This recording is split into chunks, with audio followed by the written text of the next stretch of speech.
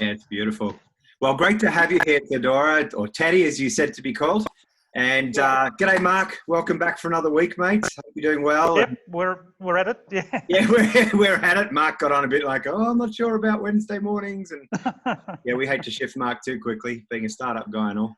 And but just have to rearrange meetings. You know, I'm yeah, sorry for everybody that's used to the Thursdays, but today's Wednesday, so be it. Totally get it. Totally get it. Yeah, it's a busy world, even though everyone seems to feel like, well, what's happening with the lockdown? But Teodora, it's wonderful to have you here. Or Tedy, sorry, I'll call you Tedy from now on, I promise. And wonderful to have you here. So, Mark, you've actually met Tedy face to face. That's it. And in your time in Bulgaria. So if you do a quick introduction, then we'll get Sure. Yeah, so I met Tedy at a startup weekend in Blagoevgrad in the sort of southern part of Bulgaria last year. We were both mentoring and helping these great kids, largely kids out of the American University in Bulgaria, to come up with some great products on this fabulous design of a weekend, startup weekends. If you haven't done one, make sure you get out and do one. She travelled down from Sofia, the capital, a couple of hours away. I'd travelled up about an hour from the village in the mountains I was living at the time, and we had a lot of fun. That was a really awesome weekend. Good atmosphere, high energy, smart ideas. Absolutely one of the best startup weekends I've done. Wow. Wow. Yeah, actually it was my first startup weekend and I was really, really impressed, as I know the startup community in Bulgaria is thriving, but I didn't know that they do it in a university, because I have graduated from Sofia University, and it's a little bit more traditional. We definitely don't do this kind of stuff there, but in the American university, the atmosphere and the startup communities, whoa, I was really impressed. Yeah, no, it's a great energy. We've done, Jono, we've done 30 or 40 of these hackathons and startup weekends around the world now. It's a magnificent high energy environment. Oh, it takes a lot of effort for what seems like a very short period of time, and you collapse in a heap at the end of it. but Mark, I'm sure you would tell the same story, the number of amazing businesses that actually come out of them.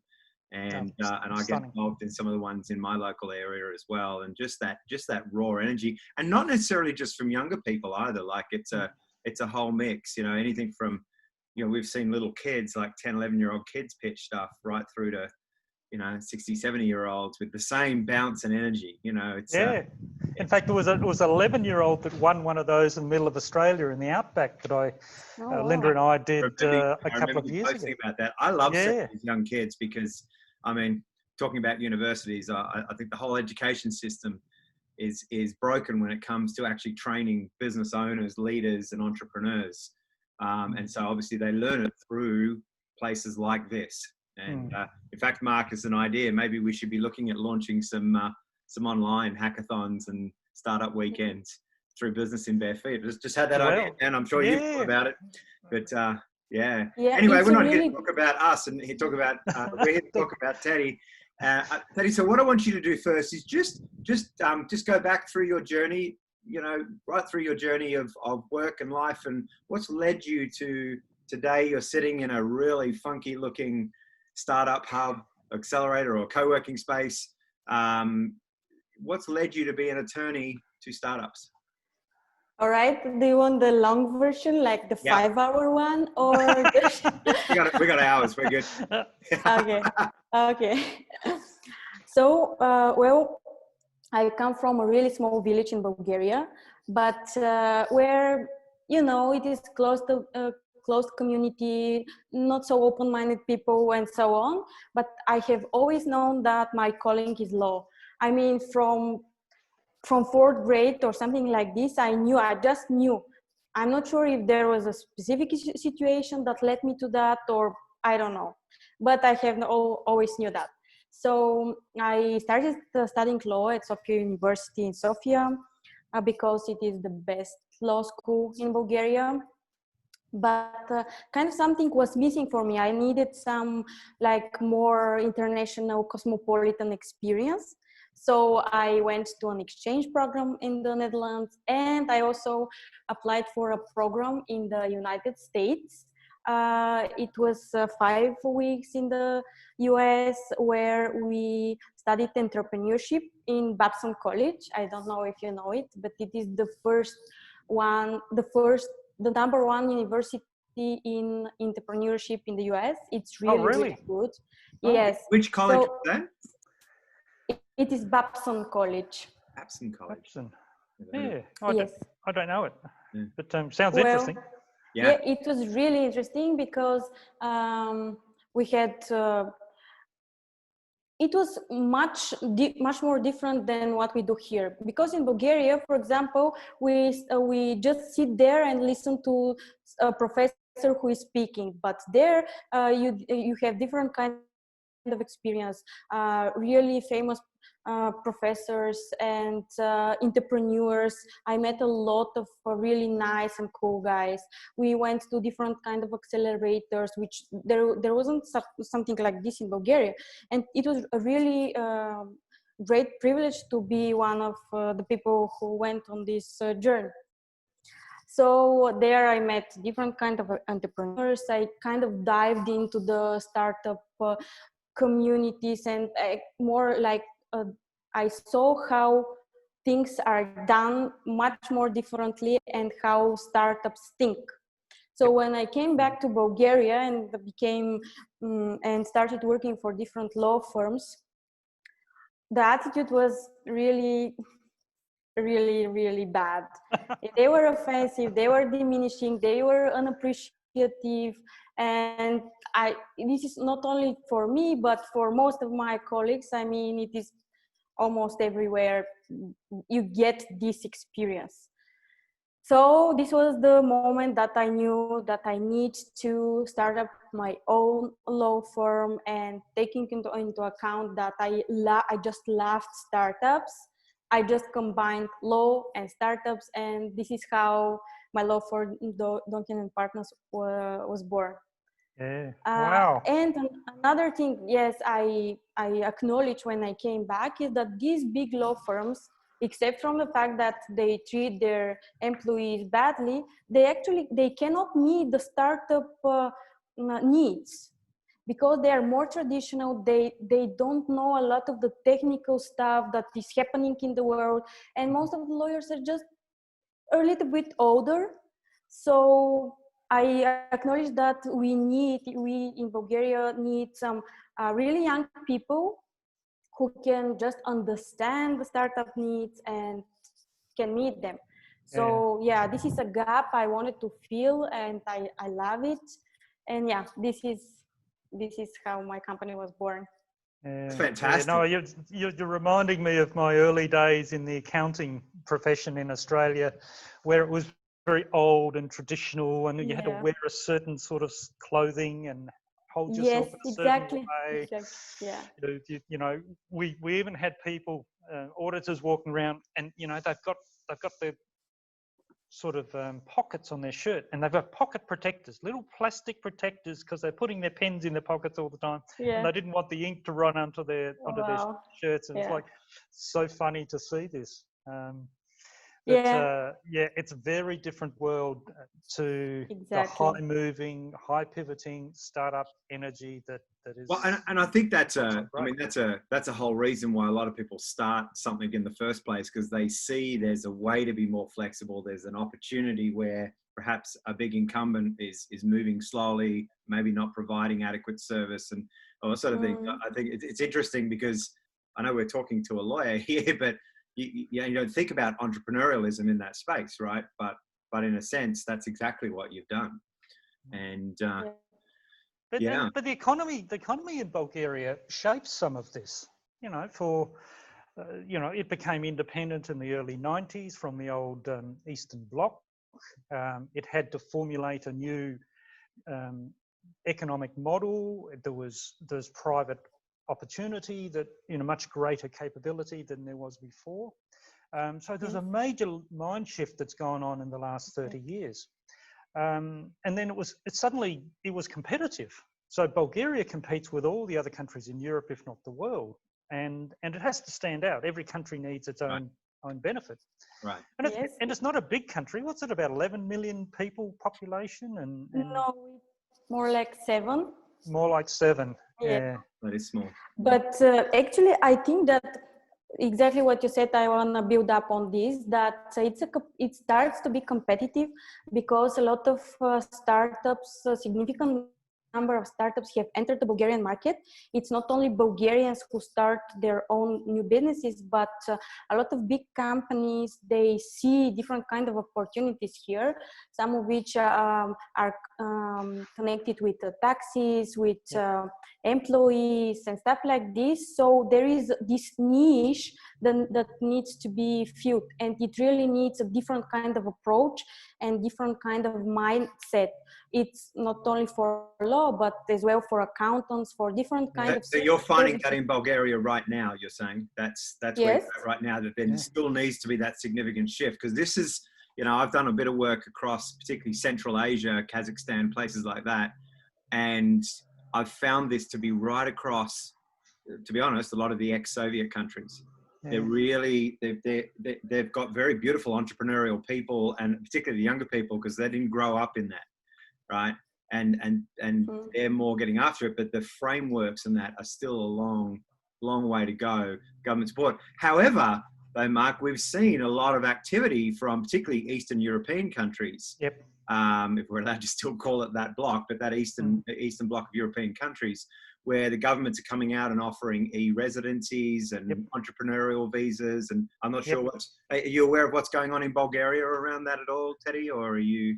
Yes, we are more like doing the, so first I said that it's really pink and everything suddenly, it's really nice and stuff like this, but actually this is kind of a balloon which it's slowly shifting, but I see that it is shifting first. So not everybody has an entrepreneurial spirit. There are a lot of people who are traditional and stuff like this, but we have this, like, maybe it's small for now, startup community, but it's becoming bigger and bigger. We have different kind of organizations, and we have different kind of programs, and their purpose is to shift the mindset of people, of students.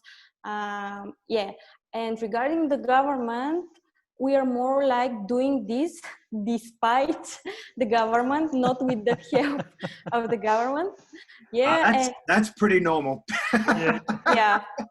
Yes, exactly. And for people that haven't been noticing, there has been a series of fairly mass protests in Bulgaria for the last couple of months. There's politicians trying to hold on to their powers of strength, others trying to take it over. And many countries are actually going through this right now. COVID has certainly accentuated people's unease and their sort of energy for protesting a lot more. So Bulgaria is another one of those countries at the moment. Yes. Yeah. Actually, yes. But Mark, you've been there. It's a beautiful country. It's stunning. Cost of living is pretty good compared to even probably where, in Western Europe. And I travelled through Bulgaria. Yeah, Bulgaria about 5 years ago on my way back from Kazakhstan, actually, as I was riding the motorbike down the Silk Road. And I'm driving through these mountains, these beautiful paddocks, and I'm thinking, this is really stunning. This is a beautiful place. So I'm definitely going to come back here. And I've got some friends who, as you know, I've got some friends who moved there from Spain and initially from the UK. And so that kind of movability within the EU. So a lot of Bulgarian people, they don't realize how beautiful our country is, and in terms of entrepreneurial spirit, the fact that we have a lot of problems is actually a good thing, because we can shift that, we can change this into opportunities. That's a great way of looking at it, and I think you're absolutely right. I mean, if COVID's taught us nothing else, it's the ingenuity of man, right? I mean, just in the sense, but it's not just about COVID, but you put any kind of pressure on an economy, on society figures a way to fix it, right? Absolutely. And to come up with things to either fix it or capitalize on it, one or the other. And so that's fascinating. Yeah. So what have you noticed? What are the strengths of Bulgaria and the Bulgarian startup scene? What are some of the things you've seen there? What do you mean, the strength? You mean like the governmental, like taxes Just and think employment, in or? terms of the kinds of businesses that are starting, Yeah, the okay. ecosystems, all that sort of thing.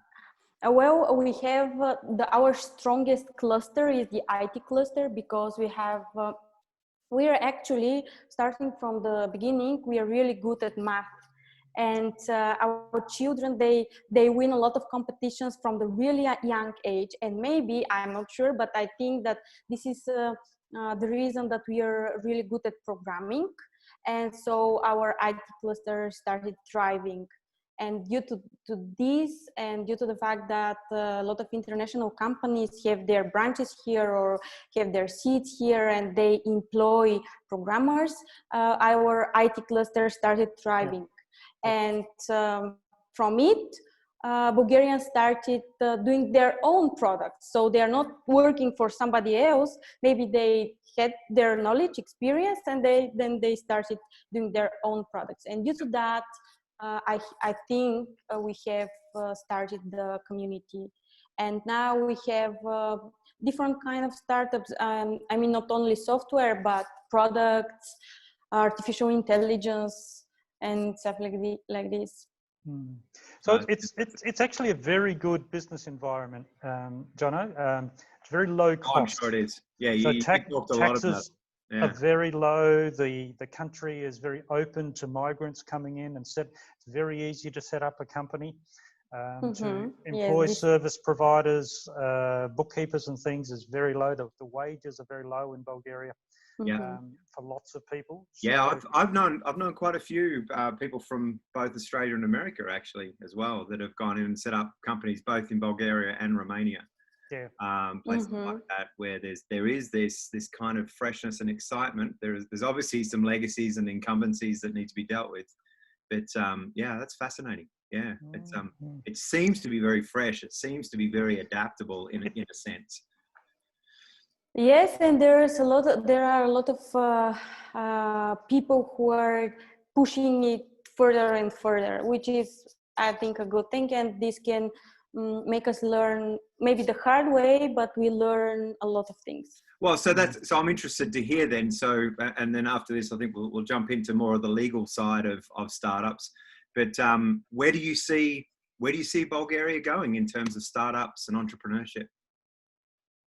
Well, I have a positive attitude towards this, as you can imagine.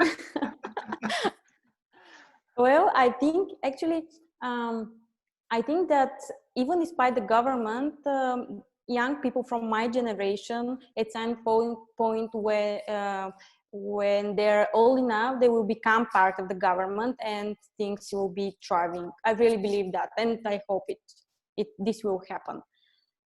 Because we have the need of becoming more innovative and more progressive, like Estonia, for example, or countries like this. Yeah, fantastic. Yeah, so more openness to entrepreneurship, more incentives for businesses to come in, and we've certainly seen that come out of a lot of countries like Bulgaria. Yes, and there is some steps. A long way to go, but yeah, sorry. Yeah, and there are steps we have made towards this. For example, we have an organization that is a new one from a couple of years, but its own purpose is to become a bridge between startups and the government. So we have kind of dialogue with the governments, and we, for example, we have legislation.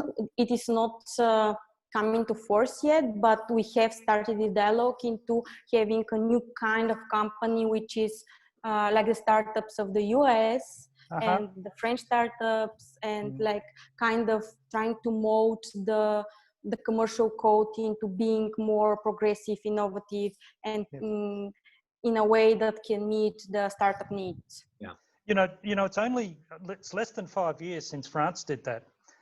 They created exactly this for easy business arrangement with limited liability, so your own personal assets are protected. That's less than 5 years old in France. So you're really not that far behind these Western countries. Yeah, that's amazing.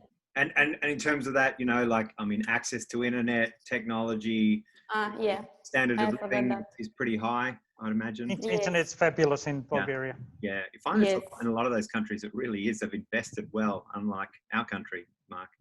Yeah. And yeah, that's So- fantastic. Sorry, Mark. I was just going to say, but Bulgaria geographically, if you're not aware of the map, it's always been a crossroads. It's been the way from Western Europe to get through to Asia, through to Turkey. There's a border place there, around the Black Sea, and all that big trading route. Right. Yes. So as a consequence, physically, it's great for these cables, these internet cables. You know, we know Google runs a couple of huge cables through the country, and that flows over to the locals. Yeah, no, Sofia is beautiful, and even the regional towns. Even that town we lived in for a while of about 10,000 people, it had excellent internet. That's I saw the photos, man. I was very jealous. Yeah. Mark just goes from one alpine region to another. I mean, he just can't help himself. He lived on the coast for too long. Now he needs some mountain time. I can't talk. I'm in the mountains in North Carolina. Yeah.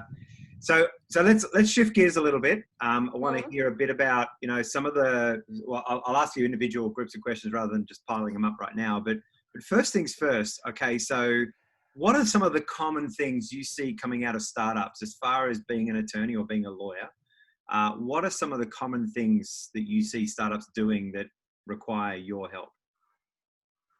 Well, the first thing is that I think that they need to realize that their legal grounds should be really firm before starting the business, because a lot of startups think that, well, we'll start a business and we'll think of the legal stuff afterwards, but sometimes it's too late to do that.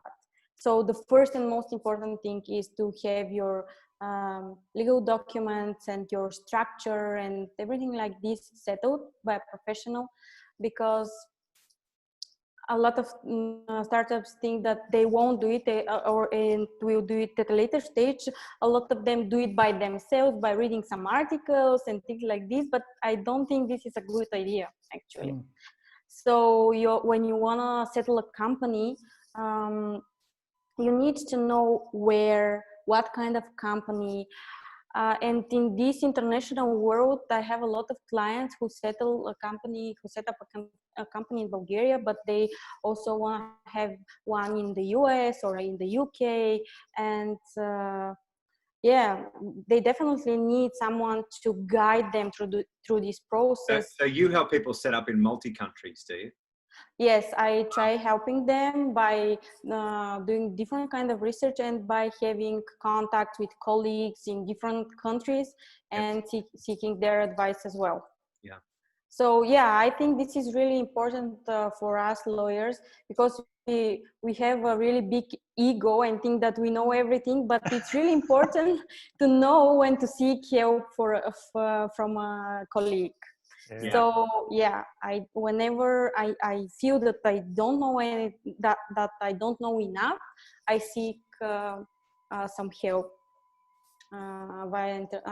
which is a fascinating attitude that we see from successful entrepreneurs, right? Is that ability to stay open, not get too arrogant and prideful, exactly. and to ask for help, because, you know, I mean, this is the whole reason we do business in bare feet, but there is help everywhere. If you look at it, it doesn't take long to find it. I'm sure it doesn't take long in Bulgaria either. What you need. Yes. So you talked about company structuring. What other legal? Yeah, this is regarding company structuring. Another legal legal mistake they do is they don't have the necessary documents. For example, it depends on, for example, template contracts, or I am going back to the company setting, but articles of association or shareholders agreement and stuff like this, which are really necessary. Because, for example, when you have an argument with a co-founder, what do you do? If you haven't settled in writing what are your rights and responsibilities, it is really tricky moment. And if you have settled everything, it would be perfect, because, you know, in this situation we do this, in another one we do that. And yeah, this is about it. About the template contracts, I have seen a lot of companies which say, Tedy, I want you to check this contract. We have made it ourselves, or we have downloaded it from internet. It is, whoa, this is not a contract. I mean, this is 5 pages saying nothing. I mean, really nothing. And this is the worst mistake, because they think they have a contract, but actually they don't. So, yeah. So that whole, we would call it a cookie cutter approach, right? Where you just apply it to each business. In your experience, that leaves you open, because there might be some nuances in one business that don't apply to another. And yes, exactly. This is what I meant regarding the template contract. And a lot of clients, they download some different kind of documents from US, but the legal system and the law in US is much different than this one in Bulgaria. And how can you apply the same thing the same way here? So and your contract needs to be tailored to the legal system, the Bulgarian, for example, legal system, and to your specific product and or service or whatever. So I think that it's really important that a lawyer looks up into your contract and tailors it exactly to your needs, not just have some template from the internet. And So what about intellectual property? This is the third mistake. Third one. Sorry, I've jumped ahead of you. It's really crucial to again settle your rights and responsibilities. Who owns the intellectual property? Who doesn't? What happens? And because sometimes according to the law, intellectual property goes to the employee, sometimes to the employer. Again, it's really important that you have the picture crystal clear, so you can protect your business and your and these are not problems that are just in Bulgaria. These are common startup problems we see in every country, and it's new business problems. It's the fact that you don't know enough about business, when you're early starting out, and it's really easy to get caught up in doing the business and not thinking about the consequences. I think also, Mark, I don't know for you and for me, that the nature of the startup world, and you're in there because there's a bunch of stuff you feel like you can do yourself, right? And you just try a whole bunch of stuff. It's almost like a DIY, and it usually ends up like a DIY as well.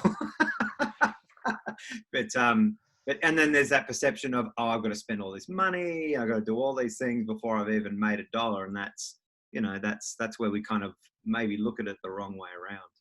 Yes, and you got caught up in the process of doing business and making money, and when you get back, and it's too late to. Well, the reality is it's the falsity that you are making money, because it can leave you exposed, right?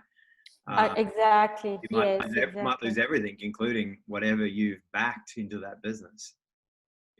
Exactly. And in terms of startup, the intellectual property is a really big issue, because what's the purpose of startups? To be innovative, to create something new, something different, and it's really applicable the issue for intellectual property. Well, that's fantastic. So let's just camp on intellectual property for a bit. Why do I need to protect my IP? Why do I need an attorney to do that for me? Well, first you may need an attorney to explain to you what happens in which situation, so you have, what do you want, because some of the times people they don't know what they want. I mean, when you explain different kind of scenarios, they need to take a decision of which path to go. So you kind of make the whole ground for them.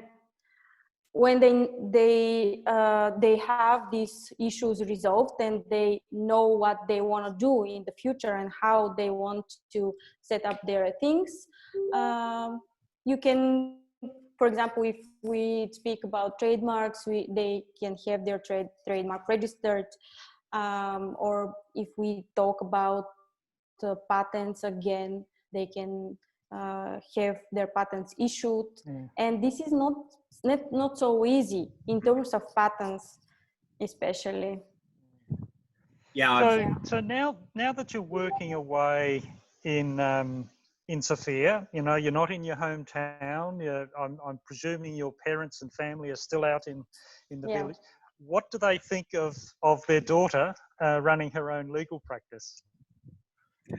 Well, they are really proud actually, because none of them is a lawyer. Mm-hmm. They are engineers, and yeah, this is it. They're really happy that, because they know that I'm following my path and I'm doing something which I'm really passionate about. So yeah, for a parent, this is all he can want for his daughter. And you've gone and studied and worked in other parts of the world, as you mentioned, in Netherlands and the United States. Has your family done much of that? Have they travelled and worked in other parts of the world as well? No, they haven't. Actually, they haven't. And what about the Bulgarian startups that you're working with? Are they global, or are they a bit more of that conservative village person? Oh, most of them are global.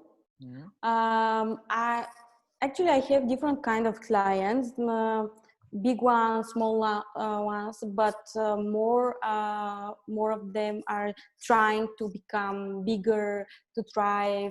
They are really motivated people, and I really love my clients. I was before you joined, Mark, I was explaining to Jonathan that what I love about being a startup lawyer is the people, because they're really clever, young.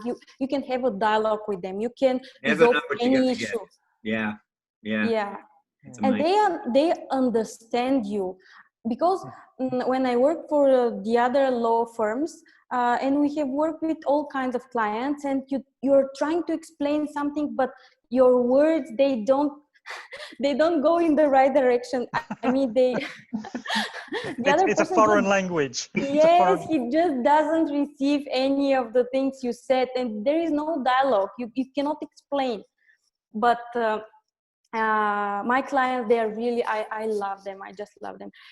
Sometimes it happens I'm on the phone with one of them, and after I close the phone, and I'm I'm so inspired by this person, by everything he's doing, but the things he has achieved and he's trying to achieve. Yeah. So if we look at some of the things that are holding back Bulgarian startups now, you know, you've got this broader view. You're an outsider. You're a mentor. You're a guide. You know, what do you see commonly holding back the Bulgarian startups themselves? I think this is the government and the laws, because our laws are more traditional. They cannot meet the startup needs, and most of the times when the idea is really innovative, there is nothing. There is a gap, and our work of the startup lawyers is to interpret the traditional law and to kind of try and adjust it into this new idea, which is really great. This is what I love, because I'm kind of a pioneer. I am settling the path of how things should go for this startup. But I think that if the things were clearer, it would be much better. Okay. Yeah. Okay. So do you think the mindset in the startups is the right mindset there in Bulgaria? Yes, of the people who are part of the startup community, yes. Yep. I think that maybe we should try to join, more people should join, and maybe children should be kind of trained into this kind of mindset, because it is really important. You should learn how to think entrepreneurially. Yeah. But what's happened during COVID? You know, the lockdowns, the border closures. What's been happening there in Sofia and broader Bulgaria this year? Well, actually, I was about to mention this, but we started some new topic. During the lockdown, there was a really nice hackathon, which was online, only online. And there's some really good ideas which came from it. I'm working for some of, I was working with some of the teams, and now we are trying to build a company which actually, I mean, it is not something only for the hackathon and it just stays there, but a real business can how is the word? Launch out. Can be set up. Yeah. Yeah. Yeah. And a lot of other businesses actually are working now. They're making money, and this is all because some people saw an opportunity to make this hackathon during the lockdown, during a time when everybody does nothing. And we were a lot of minds put together, thinking of different kind of ideas, working, and happening some stuff. Yeah. Well, that's amazing. That's amazing. Yeah. Yes. Yeah. Again, there's that ingenuity, right? Like, there's a problem. We know how to fix it. You know, we know how to do something about it. We can't change the way things are, so we'll work. Exactly. Yeah. Yes. Yes. Yeah. Yeah. So there's been a big, obviously a big change to working online, the online meetings, online hackathons, certainly since COVID. I know Bulgarians are very social people. They like getting together and talking, and and they're outdoor people. They're always walking in the streets, and they're not hiding away and so forth. Yes. Yes. It's really hard in terms of that, but again, I'm repeating myself, but again, instead of lying on the couch and just thinking about those and how awful is the situation, you can always have a different approach into seeing the positive things. For example, my mindset was that this is the only time in my life when I will be able to be at home 24/7, to maybe read some books I have been postponing reading, to do some workouts, and to do stuff only for myself. No, I will not have such an opportunity in my whole life. Yeah. So this is what I did. Yeah. Yeah. It's fantastic. We all did our gardening projects, you know, build chicken runs and vegetable patches and stuff. Yes, this is another thing. Yeah. But you're right. There were incredible opportunities to grow and learn, because you had to stop and think about it. And there were, for families, there was incredible opportunity to reconnect as well. Mm-hmm, A lot of people return to their homes or return to somewhere close to where they could be with family. But I also saw a lot of people invest into content and those sorts of things in their business as well. Yes, yes. A lot of lawyers actually did that. I mean, at the beginning of the quarantine, I was seeing so much legal articles. I was, whoa. Yeah. Maybe I should start writing more myself, because maybe, which is actually really good, because you're creating content, and even if it is helpful, it's stunning. Yeah. So I'd like to ask, if you put your crystal ball on, having seen what's happened in the last couple of years, if we look forward 5 years to Bulgaria, what do you think will be different in Bulgaria in the startup scene in 5 years' time compared to today? I think 5 years is not so long, so much time, and maybe the community will be bigger. We'll have more successful startups, exits, and stuff like this. But like in the broader picture, I don't think it will be something revolutionary will happen. Maybe we will have some unicorns, but I don't know. For me, revolutionary things depend very much on the government. Yeah. And I think to change the whole atmosphere, you need to have these legislative changes. For example,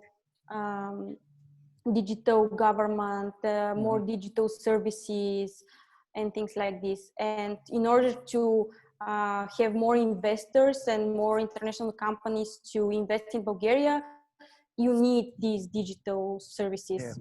But this to happen, you need the help of the government.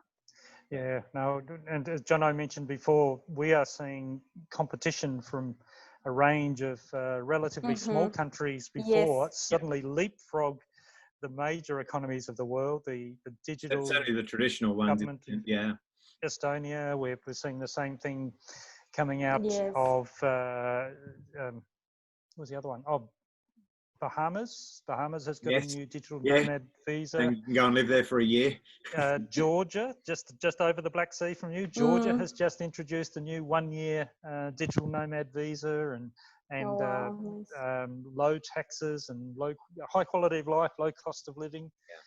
So, you know, there's... Yeah, it's really important for governments and for small countries to realize that being innovative is a plus, because it can make you a pioneer in something, and thus you can, it would be really helpful for the economy. But I think our government is not, I don't know how to say Not it. They aggressive. cannot do this for now. But you have the advantage that Bulgaria is in the EU. So there is Yes. EU grants, there are EU programs. There's a lot of that broad EU activity that is open to Bulgarian businesses. Yes, this is definitely an advantage. If they steal less, it would be a bigger advantage. Yeah. Fantastic. Yeah. Yeah. It's Now, sorry, Mark. I was just going to say, tell me about your law firm. Do you think in 5 years' time your law firm will be 100 partners or staff? How big are you going to be? Well, I'm not sure about the 100 partners, because maybe the biggest law firms in Bulgaria is 50. Okay. I don't know.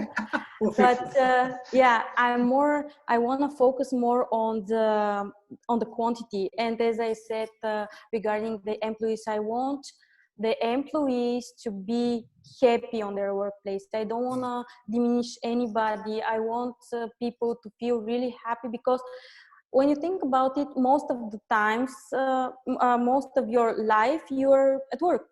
If you're not happy at work and you're looking forward for the end of the day, your life is not that good, if I can say that. Yeah. So yeah, I want to change that. And another thing, I want to maybe become the leading law firm for startups, and Wow. for big ones, the small ones, to like I want to meet the needs of different kind of services and products, and yeah. And do you see yourself opening up other offices or using remote workers in other parts of Bulgaria? You know, Yeah, down I the would love coast there? that. I would love that, and maybe even more collaboration with international colleagues, because nowadays it's really international world, and in order to meet the requirements of a startup, especially, you need to be diverse, international, and yeah. Yeah, fair enough. You cannot just only focus on the Bulgarian law, and this is it, because the needs of your clients are to know, for example, Norwegian, Finland law, US law, and you need to at least try to help them and connect them with the right people, attorneys, accountants. Yeah. It's not about you having to know everything. It's you having the right networks, right? And that's exactly one of those things, how you collaborate. It's less about me having control of everything and more, I know people who know the right stuff. Yes, exactly. That's fantastic. Yeah. It's an exciting journey. It's look, I love hearing these stories, and you know, it sounds like you've had this kind of entrepreneurial spirit your entire life. It's interesting to know where that comes from and how that forms, but they do. And, particularly if your parents are engineers. You know, that tends to point towards a more staid, more conservative approach to things. And so they probably look at you and scratch their heads occasionally, even though they love what you do and encouraged by it. They're probably like, so what are you doing? But it is that thing, you know, when you're in that buzz and you're in that day to day of entrepreneurial lifestyle, you often look around and people are looking at you going, what exactly are you doing? And now obviously, you know, you're a lawyer, and so it's reasonably easy, reasonably clear to explain. But I think, you know, just just that ability to jump across from business to business, you'd come across, I'd imagine, a whole variety of the kinds of businesses you deal with.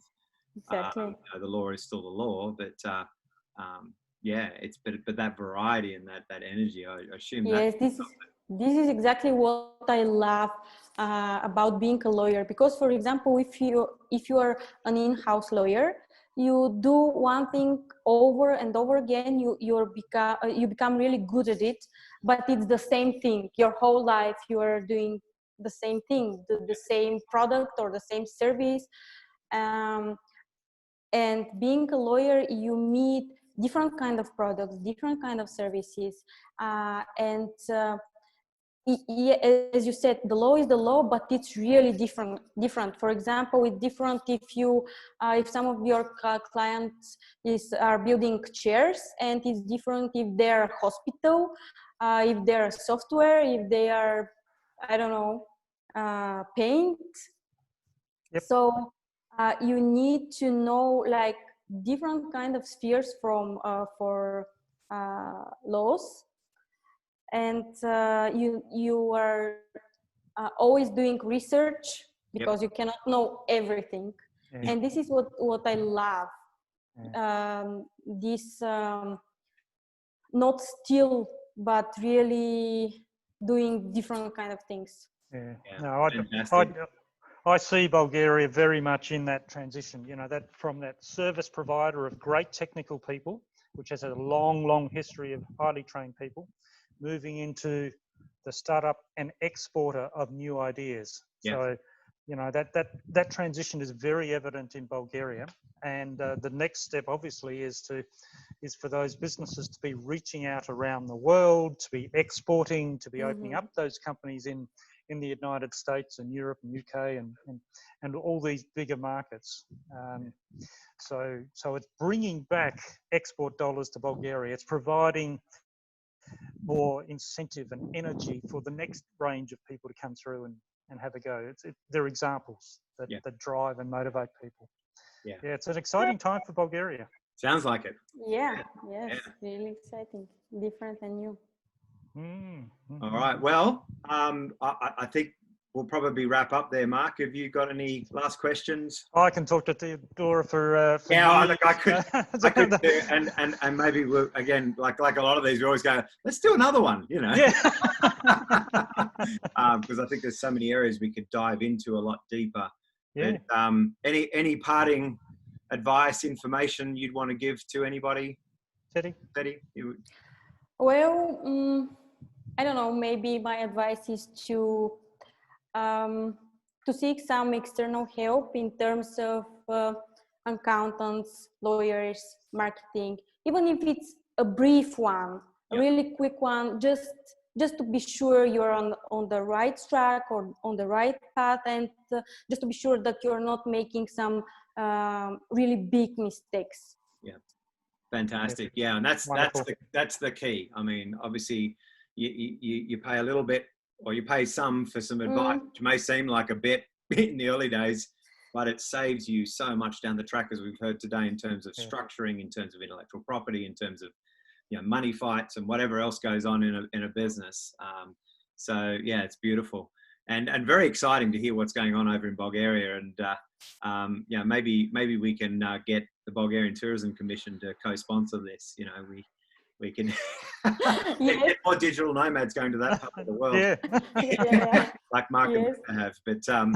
But yeah, look, really appreciate your time today. Really, thank you so much for making time. I know it's busy getting out in the middle of the day, and you got clients to deal with and things to clean up. But look, it's been wonderful to have you, and we look forward to obviously staying in touch and staying connected through both the Sandtrax group and the Sandtrax club. Mark, as always. Always fun to talk more with these amazing people from all around the world. We are really doing something unique, Jono. You don't see this very often, and it's just a pleasure to be able to expose some of these great minds to a wider audience. Right, and the thrust behind it, right, Mark, has always been these are people that are really doing it right now. Yep. We could have maybe to Tedy in 5 years' time, whenever it is you have a law firm of 51, right? That makes it the biggest in Bulgaria. And said, okay, and you just sit there and go, yeah, it's all wonderful, right? Or maybe not. But at the same time, it's people who are really doing it right now. They're the conversations that we love having through Business in Bare Feet and through the Sandtrax community and club. So it's been wonderful. Teodora Donkin, thank you very much. Thanks again. Thank you as well for having me. It was really nice conversation and I really enjoyed it. Yeah, lovely. Yeah, well, stay connected and obviously share it out there with anyone in your networks. Definitely. And one day we'll all be there in Bulgaria together. Yay! Doing some hackathons or startup weekends or something fun like that. Yes. Retrieving my motorbike, which has still been quarantined in the country. There we go. So we'll sign off there. Stay on the line, but we'll sign off there. Thanks, Mark. It's been great. We'll look forward to next week. We'll do it all again. All right. Bye all. All right. So we're off the live stream now. So I'll just keep recording the video. But sure. Yeah, that was cool. Thank you very much. So we can dull it down a bit now. Yes. This bit's not live. No. Yeah. So not too nerve-wracking. You know, that was pretty easy. There were some moments when I was what to say. Well, you handled it with style and grace, that's for sure. Oh, thanks. Yeah, but I definitely need some more experience in these interviews because, I'm gonna become a really famous lawyer, so I need to. Love it. It's practice, and yeah, exactly. Yeah, just the more. I mean, it really is just the more you do it. And I think even in our early days, Mark and I kind of stumbled on this. We were sitting in a cafe in Queensland, Australia, and I happened to have my recording equipment with me. Just one lapel mic. I've got like 6. Oh, that's right. We put it in the flower pot. We put it in the flower in front of us. And set up the camera, and we had fridges running and people walking around, and we had Dakar, wandering around behind us, and we just started talking about stuff. And it's kind of evolved from there. We've with all of them, it's like any piece of art, for every 5, 1 or 2 of them are really good. But I think as you get more and more into the routine, this format's worked extremely well, and the common feedback we've got from people who have done these interviews, and they do interviews all over the place, is just the laid back nature. This is like a fireside chat. That's why we call it that, right? It's sitting around a campfire and talking about stuff. Yes, exactly. And so that's, people are wanting to relax. People are wanting to be able to be part of a conversation, not just talk to all the time. Yeah. And so that's really what we've tried to do here, right, Mark? I mean, people can come in, and whether they're watching this recorded later or watching it live, they can come in and be part of that conversation. Yeah. Yeah, definitely. But I've got another Zoom call I've actually got to get onto. All right. I'm still going to render this video before that happens. Well, even though it takes about 5 minutes. But thank you so much, Tedy. It was really cool to meet you. Thanks, Mark, for getting out of your schedule. And apologies, we've got a bunch of Wednesdays lining up. But we'll discuss that. I even think you said you couldn't do the one with Michael Data. Yeah, no, that one's locked into a big one. Co-host it, which is fine too. Yeah. So yeah. Oh, well, and Linda can sit there and start practicing her interview techniques too. Yeah. Well, I'm thinking, even Linda with Melanie Jane as well. Yeah. That might be a good one. But anyway, we can talk about that. Good stuff. You do the next one. Tedy, thanks so much. Yeah. We really look forward to catching up in Bulgaria as soon as I'd love that. Yeah, Tedy, stay in touch. Love to. So this will go up on YouTube eventually. We'll let you know and so forth. But stay in touch. Yeah. Yeah. All right. Bye-bye. Bye.